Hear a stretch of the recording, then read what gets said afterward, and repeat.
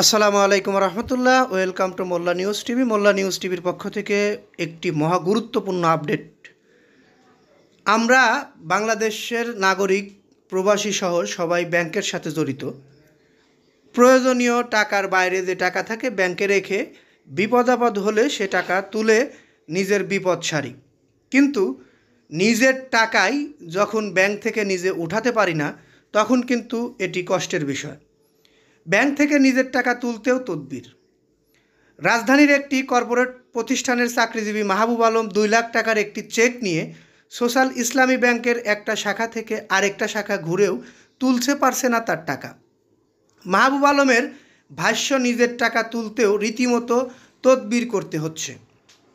শুধু মাহবুব আলম নয়, সোমবার 9 সেপ্টেম্বর রাজধানীর সোশ্যাল ইসলামী ব্যাংকের বিভিন্ন শাখায় ঘুরে দেখা যায় ক্যাশ কাউন্টারের সামনে চেক ভাঙিয়ে টাকা তোলার দীর্ঘ লাইন। এক রকমের জটলায় পরিণত হয়েছে। লাখ টাকার চেক তো দূরে থাক, 5,000 টাকার চেকও ক্যাশ করা যাচ্ছে না। ছেলের অ্যাকাউন্ট থেকে টাকা তুলতে রাজধানীর বসুন্ধরা ব্রাঞ্চে গিয়েছিলেন আসিয়া রহমান। মাত্র 5,000 টাকার একটি চেক ভাঙাতে গিয়েও হতাশায় ফিরেছেন তিনি। সময় সংবাদকে আসিয়া বলেন, সকালে ব্যাংকে যাওয়ার পর বলা হলো টাকা নেই, চেক রেখে যান। পরে দুপুরের দিকে ব্যাংকে গিয়ে শুনি আজকে নাকি টাকাই দেওয়া হবে না।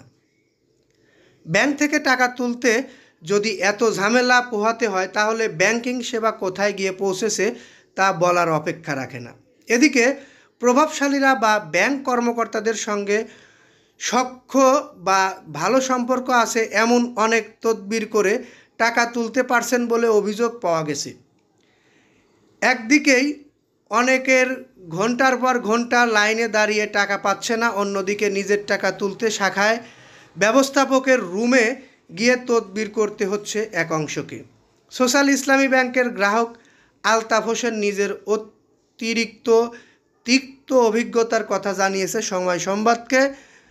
তিনি বলেন, গত 1 সপ্তাহ ধরে এই সমস্যা চলছে। যে কোনো চেক ভাঙাতে রীতিমতো হিমশিম খেতে হচ্ছে। ব্যাংক কর্মকর্তারা বলছিলেন এ সপ্তাহে তারল্য সংকট অনেকটা কেটে যাবে, কিন্তু বাস্তবিক অর্থে সংকট আরও প্রকট হয়েছে বলে মনে হচ্ছে।